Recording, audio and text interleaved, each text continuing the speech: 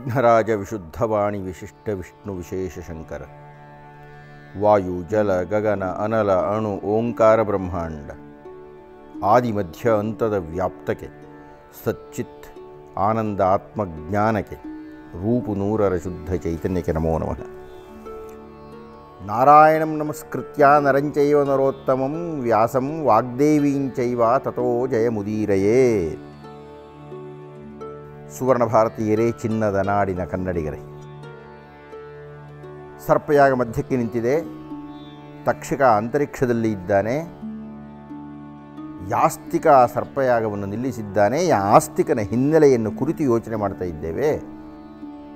ಸರ್ಪಯಾಗದಲ್ಲಿ ಎಲ್ಲ ಸರ್ಪಗಳು ಸುಟ್ಟು ಹೋಗಲಿ ಅಂತ ಕೊಟ್ಟ ಕದ್ರುವಿನ ಶಾಪಕ್ಕೆ ವಿಮೋಚನೆಯನ್ನು ಕಂಡುಹಿಡಿಯುವ ಹಿನ್ನೆಲೆಯಲ್ಲಿ ವಾಸುಕಿಯನ್ನು ಕರೆದುಕೊಂಡು ದೇವತೆಗಳೆಲ್ಲ ಬ್ರಹ್ಮನ ಹತ್ತಿರಕ್ಕೆ ಹೋಗಿದ್ದಾರೆ. ಈಗ ಬ್ರಹ್ಮ ಉತ್ತರ ಕೊಡ್ತಾ ಇದ್ದಾನೆ. ಯಾಯಾವರ ಅನ್ನತಕ್ಕಂಥ ಒಂದು ವಂಶದಲ್ಲಿ ಒಬ್ಬ ಋಷಿ ಇದ್ದಾನೆ.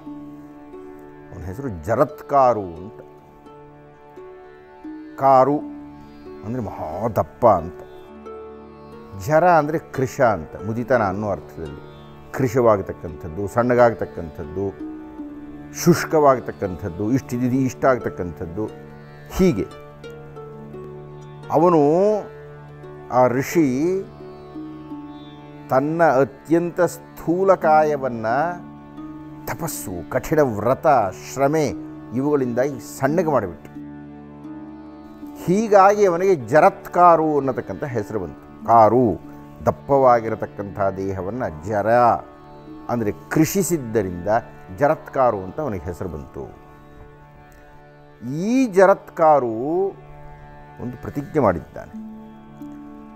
ಅದನ್ನು ಹೋಗ್ತಾ ಇದ್ದ ದಾರಿಯಲ್ಲಿ ಅವನು ಒಂದು ನಿಯಮವನ್ನು ಇಟ್ಕೊಂಡಿದ್ದ.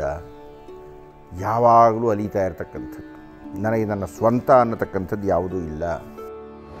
ಸಾಯಂಗ್ರಹ ಅಂತ ಒಂದು ವ್ರತದ ಹೆಸರು. ಸಾಯಂಗ್ರಹ ಅಂದರೆ ಸಾಯಂಕಾಲ ಆಗುವ ಹೊತ್ತಿಗೆ ಎಲ್ಲಿರ್ತಾನೋ ಅಲ್ಲೇ ಇರ್ತಕ್ಕಂಥದ್ದು.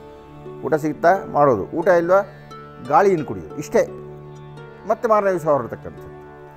ಹೀಗಾಗಿ ಸಾಯಂಗ್ರಹ ಅನ್ನತಕ್ಕಂಥ ವ್ರತದಲ್ಲಿ ಅವನು ನಿರತನಾಗಿದ್ದಾಗ, ಹೋಗ್ತಾ ಇದ್ದಾಗ ಒಂದು ಸಲ ಒಂದು ಪೊದೆ ಕಾಣಿಸ್ತು. ಲಾಮಂಚದ ಪೊದೆ, ವೀರಣಸ್ತಂಭ ಅಂತಾರೆ ಸಂಸ್ಕೃತದಲ್ಲಿ. ಲಾಮಂಚದ ಪೊದೆ ಕಾಣಿಸ್ತು. ಲಾಮಂಚದ ಪೊದೆಯಲ್ಲಿ ಒಂದೇ ಒಂದು ಬಳ್ಳಿ ಹೀಗೆ ಹೋಗಿದೆ. ಆ ಬಳ್ಳಿಗೆ ಬೇರುಗಳು ಉರಂಟಿದೆ. ಎಲ್ಲ ಬೇರುಗಳು ಕತ್ತರಿಸಿಬಿಟ್ಟಿದೆ. ಒಂದೇ ಒಂದು ಬೇರು ಅಂಟುಕೊಂಡಿದೆ ನೆಲಕ್ಕೆ. ಅದನ್ನು ಇಲಿಯೊಂದು ಕಡಿತಾ ಇದೆ.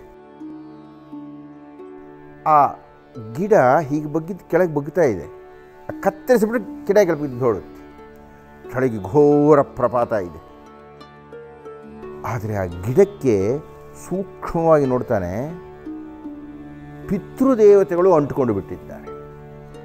ಅಣು ಪ್ರಮಾಣದಲ್ಲಿ ಎಲ್ಲರೂ ಪುಟ್ಟದಾಗಿ ಅದಕ್ಕೆ ತಲೆ ಕೆಳಗಾಗಿ ಬಾವಲಿಗಳಂತೆ ಬಿದ್ದು ಕೂಗಾಡ್ತಾ ಇದ್ದಾರೆ. ನೋಡಿದ ಇದೊಂದು ದೃಶ್ಯ ಅವನ ಕಣ್ಣಿಗೆ ಕಾಣಿಸ್ತು. ಪಿತೃದೇವತೆಗಳು ಉದ್ದೇಶಪೂರ್ವಕವಾಗಿ ಇಂತಹ ದೃಶ್ಯವೊಂದನ್ನು ಜರತ್ಕಾರುವಿಗೆ ತೋರಿಸಿದರು. ಜರತ್ಕಾರು ನೋಡಿದ, ಏನಪ್ಪ ಇದು, ಇಷ್ಟು ಒದ್ದಾಡ್ತಾ ಇದ್ದಾರೆ ಇವರೆಲ್ಲ, ಪಿತೃದೇವತೆಗಳಂತೆ ಕಾಣಿಸ್ತಾ ಇದ್ದಾರೆ. ಕೇಳಿದ, ಸ್ವಾಮಿ ಯಾಕೆ ಹೀಗೆ ಒದ್ದಾಡ್ತಾ ಇದ್ದೀರಿ? ಆ ಒಂದೇ ಒಂದು ಬೇರನ್ನು ಇಲ್ಲಿ ಇಷ್ಟು ಕತ್ತರಿಸಿಬಿಟ್ರೆ ನೀವು ಕೆಳಗೆ ಬಿದ್ದು ಹೋಗ್ಬಿಡ್ತೀರಿ. ನಾನೇನು ಸಹಾಯ ಮಾಡಬೇಕು? ನಾನು ಜರತ್ಕಾರು ಅಂತ ನನ್ನ ಹೆಸರು. ಮೊದಲು ಹೇಳ್ಕೊಳ್ಳಿಲ್ಲ ಜರತ್ಕಾರು ಅಂತ. ನಾನು ಋಷಿ, ನನ್ನಲ್ಲಿ ಸಾಕಷ್ಟು ತಪಸ್ಸಿದೆ. ಆ ತಪಸ್ಸನ್ನೆಲ್ಲ ನಿಮಗೆ ಧಾರೆ ಎರಿತೀನಿ. ನಿಮಗೆ ಈಗ ಆಗ್ತಾ ಇರತಕ್ಕಂಥ ಅನ್ಯಾಯಕ್ಕೆ, ಈಗ ಆಗ್ತಾ ಇರತಕ್ಕಂಥ ದುರಂತವನ್ನು ತಪ್ಪಿಸಲಿಕ್ಕೆ ನಾನೇನು ಮಾಡಬೇಕು ಹೇಳಿ? ಅವ್ರು ಹೇಳಿದರು, ಅಲ್ಲಯ್ಯ, ನಮ್ಮ ಹತ್ರನೂ ಬೇಕಾದಷ್ಟು ತಪಸ್ಸಿದೆ. ಅದರ ಪ್ರಯೋಜನ ಏನು? ತಪಸ್ಸಿನಿಂದ ಪ್ರಯೋಜನ ಇಲ್ಲ. ನಾವು ಈ ಕೆಳಗಿದೆಯಲ್ಲ ಗುಂಡಿ, ಈ ಪ್ರಪಾತ, ಅದೇನು ಗೊತ್ತಾ? ಪುತ್ ಅನ್ನತಕ್ಕಂಥ ಒಂದು ನರಕ. ಆ ಬೇರೇನಾದರೂ ಆ ಇಲಿಯಿಂದ ಕತ್ತರಿಸಲ್ಪಟ್ಟರೆ ನಾವೆಲ್ಲರೂ ಆ ನರಕಕ್ಕೆ ಬಿದ್ದು ಹೋಗ್ತೀವಿ. ನಮ್ಮಲ್ಲೂ ಸಾಕಷ್ಟು ತಪಸ್ಸಿದೆ, ಸಾಕಷ್ಟು ಪುಣ್ಯ ಇದೆ, ಸಾಕಷ್ಟು ಶಕ್ತಿ ಇದೆ, ಏನು ಪ್ರಯೋಜನ ಇಲ್ಲ. ಯಾವನೇ ವ್ಯಕ್ತಿ ಸತ್ತ ಮೇಲೆ ಪುತ್ ಅನ್ನತಕ್ಕಂತಹ ನರಕಕ್ಕೆ ಬೀಳಕೂಡದಾದರೆ ಅವನಿಗೆ ಪಿಂಡ ಪ್ರದಾನ ಆಗಬೇಕು. ಪಿತೃದೇವತೆಗಳಿಗೆ ಪಿಂಡವನ್ನು ಕೊಡಬೇಕು. ಆದರೆ ದುರದೃಷ್ಟ ಏನು ಗೊತ್ತಾ, ನಮ್ಮ ವಂಶ ಯಾಯಾವರ ವಂಶ ಅಂತ ನಮ್ಮ ವಂಶದ ಹೆಸರು, ಮಹಾನ್ ತಪಸ್ವಿಗಳು ನಾವೆಲ್ಲ. ಆದರೆ ನಮ್ಮ ವಂಶದಲ್ಲಿ ಬಂದವರು ಯಾರಿಗೂ ಮಕ್ಕಳಾಗಿಲ್ಲ. ಒಬ್ಬನೇ ಒಬ್ಬ ಇದ್ದಾನೆ ಕಣಯ್ಯ, ಜರತ್ಕಾರು ಅಂತ. ಅವನು ಅಯೋಗ್ಯ, ಅವನು ಮಂದಭಾಗ್ಯ, ಅವನು ಮದುವೆ ಆಗಲ್ಲ ಅಂತ ಕೂತ್ಕೊಂಡ್ಬಿಟ್ಟಿದ್ದ. ಅವನೂ ತಪಸ್ಸನ್ನು ಮಾಡ್ತಾ ಇದ್ದಾನೆ. ಹೀಗಾಗಿ ನಮ್ಮ ವಂಶದಲ್ಲಿ ಬೇಕಾದಷ್ಟು ಜನ ಇದ್ದರು ವಂಶಸ್ಥರು. ಆದರೆ ಈಗ್ಗೆ ಆ ವಂಶದ ಪ್ರತಿನಿಧಿಯಾಗಿ ಯಾರೂ ಇಲ್ಲ. ಒಬ್ಬನೇ ಒಬ್ಬ ಜರತ್ಕಾರು ಇದ್ದಾನೆ. ಆ ಜರತ್ಕಾರು ನಾನು ಮದುವೆ ಆಗಲ್ಲ ಅಂತ ಇದ್ದಾನೆ. ಅವನಿಗೆ ಮದುವೆ ಆಗಿ ಅವನಿಗೊಂದು ಮಗು ಹುಟ್ಟು, ಆ ಮಗು ಹುಟ್ಟಿದ ಮೇಲೆ ಅವನು ಬೆಳೆದ ದೊಡ್ಡವನಾಗಿ ಅವನು ನಮಗೆ ತರ್ಪಣೆಗಳನ್ನು ಕೊಟ್ಟು ಪಿಂಡ ಪ್ರದಾನ ಮಾಡಿದರೆ ನೋಡಪ್ಪ, ನಾವು ಪುತ್ತನ ನರಕಕ್ಕೆ ಬೀಳಲ್ಲ, ಸ್ವರ್ಗಕ್ಕೆ ಹೋಗ್ತೀವಿ. ಆ ಇಲಿ ಅವನು ಬೇರು ಕತ್ತರಿಸ್ತಾ ಇದೆಯಲ್ಲ, ಒಂದೇ ಒಂದು ಬೇರು ಯಾಯಾವರ ವಂಶದ ಬೇರು, ಅವನೇ ಜರತ್ಕಾರು. ಆ ಇಲಿ ಏನಂದರೆ ಯಮಧರ್ಮರಾಯ. ಯಾವ ಕ್ಷಣದಲ್ಲಿ ಆ ಜರತ್ಕಾರು ಅನ್ನತಕ್ಕಂಥವನು ಕತ್ತರಿಸ್ತಾನ, ಅವನು ಈಗ ಯುವಕ ಅಲ್ಲ, ಜರತ್ಕಾರು ಮುದುಕನಾಗಿ ಬಿಟ್ಟಿದ್ದಾನೆ. ನೀನೇನಾದರೂ ದಾರಿನಲ್ಲಿ ಹೋಗ್ತಾ ಆ ಜರತ್ಕಾರು ಸಿಕ್ಕರೆ ಸ್ವಲ್ಪ ಅವನಿಗೆ ಹೇಳಪ್ಪ, ನಿನ್ನ ಪಿತೃದೇವತೆಗಳೆಲ್ಲ ಹೇಗೆ ಒದ್ದಾಡ್ತಾ ಇದ್ದಾರೆ, ಸಾಧ್ಯ ಆದರೆ ಮದುವೆಯಾಗು, ಮಕ್ಕಳಾಗಲಿ, ಪಿಂಡ ಪ್ರದಾನ ಮಾಡಿಸುವಂತ. ಜರತ್ಕಾರುವಿಗೆ ಈ ವಿಷಯವನ್ನು ಕೇಳಿ ಮಹಾ ಆಘಾತವಾಗಿಬಿಡ್ತು. ಛೇ ಛೇ ಛೇ ಛೇ, ಎಂಥ ಕೆಲಸ ಮಾಡ್ತಾ ಇದ್ದೇನೆ ನಾನು. ಅವನು ಹೇಳಿದ, ಸ್ವಾಮಿ, ನಾನೇ ಆ ಜರತ್ಕಾರು, ನಿಮ್ಮ ವಂಶದವನು ನಾನು, ನಿಮ್ಮ ವಂಶದ ಕುಡಿ ನಾನು ಇಲ್ಲಿಯ ತನಕ ನಿರ್ಧಾರ ಮಾಡಿಬಿಟ್ಟಿದ್ದೆ, ನನಗೆ ಮದುವೆ ಬೇಕಾಗಿಲ್ಲ. ಆದ್ದರಿಂದ ಇಷ್ಟು ವಯಸ್ಸಾದರೂ ನಾನು ಮದುವೆ ಆಗಲಿಲ್ಲ. ಈಗ ನೀವೆಲ್ಲ ಹೇಳ್ತಾ ಇರೋದರಿಂದ ನನ್ನ ಮನಸ್ಸನ್ನು ಬದಲಾಯಿಸಿದ್ದೇನೆ, ನಾನು ಮದುವೆ ಆಗ್ತೀನಿ, ನನಗೊಬ್ಬ ಮಗ ಹುಟ್ಟುತ್ತಾನೆ, ನೀವು ಯಾರೋ ಪುತ್ತನೋ ನರಕಕ್ಕೆ ಹೋಗಬೇಕಾಗಿಲ್ಲ. ಆದರೆ ನನ್ನದೊಂದು ನಿಯಮ ಇದೆ, ಒಂದಲ್ಲ 3 ನಿಯಮಗಳಿದೆ. ಮೊದಲನೇ ನಿಯಮ, ನಾನು ಮದುವೆ ಆಗತಕ್ಕಂಥ ಹೆಣ್ಣಿಗೂ ನನ್ನದೇ ಹೆಸರಿರಬೇಕು. ಎರಡನೆಯದು, ಆ ಹೆಣ್ಣನ್ನು ಆಕೆಯ ತಂದೆಯೋ ಅಣ್ಣನೋ ಸೋದರಭಾವನೋ ಯಾರಾದರೂ ಕೊಟ್ಟರೆ ಭಿಕ್ಷೆ ಅಂತ ಕೊಡಬೇಕು ನನಗೆ. ಮೂರನೆಯದಾಗಿ, ಆ ಹೆಣ್ಣನ್ನು ಸಾಕತಕ್ಕಂತಹ ಜವಾಬ್ದಾರಿ ನಂದಿಲ್ಲ. ನಾನು ಈ ಎಲ್ಲವನ್ನೂ ಬಿಟ್ಟು ಸನ್ಯಾಸಿ ಆಗಬೇಕು ಅಂತಿರತಕ್ಕಂಥವನು, ನನಗೆ ಯಾಕೆ ಬೇಕು ಈ ಬಂಧನ? ಈ 3 ಕಾರಣಗಳನ್ನು ಯಾರಾದರೂ ಒಪ್ಪುವುದಕ್ಕೆ ಸಾಧ್ಯ ಇದ್ದರೆ ಅಂತಹ ಹೆಣ್ಣನ್ನು ನಾನು ಮದುವೆ ಆಗ್ತೀನಿ. ಆ ಯಾವುದಾದ್ರು ಒಂದು ಮಗು ಹುಟ್ಟಿದರೆ ಆಮೇಲೆ ನಿಮ್ಮ ನರಕದ ಭೀತಿ ಹೋಗುತ್ತೆ ಅಂತ ಭಾಷೆಯನ್ನು ಕೊಟ್ಟು ಜರತ್ಕಾರು ಈ ಕಾಡಿನಲ್ಲಿ ಸುತ್ತಾ ಇದ್ದಾನೆ. ಬ್ರಹ್ಮ ಈ ಕಥೆಯನ್ನೆಲ್ಲ ಹೇಳಿ ವಾಸುಕಿಗೆ ಹೇಳಿದ, ನಿನ್ನ ತಂಗಿಯ ಹೆಸರು ಜರತ್ಕಾರು, ಆದ್ದರಿಂದ ನೀನು ನಿನ್ನ ತಂಗಿಯಾಗಿರತಕ್ಕಂಥ ಜರತ್ಕಾರುವನ್ನು ಆ ಜರತ್ಕಾರು ಮಹರ್ಷಿಗೆ ಕೊಟ್ಟು ಮದುವೆ ಮಾಡಿದರೆ ಆಗ ನಿನ್ನ ಸಮಸ್ಯೆಗೆ ಪರಿಹಾರ ಆಗುತ್ತೆ ಕಣಯ್ಯ. ಅವರಿಬ್ಬರಿಗೂ ಒಬ್ಬನು ಹುಟ್ಟುತ್ತಾನೆ, ಆ ಹುಟ್ಟತಕ್ಕಂಥವನು ಸರ್ಪಯಾಗವನ್ನು ನಿಲ್ಲಿಸ್ತಾನೆ.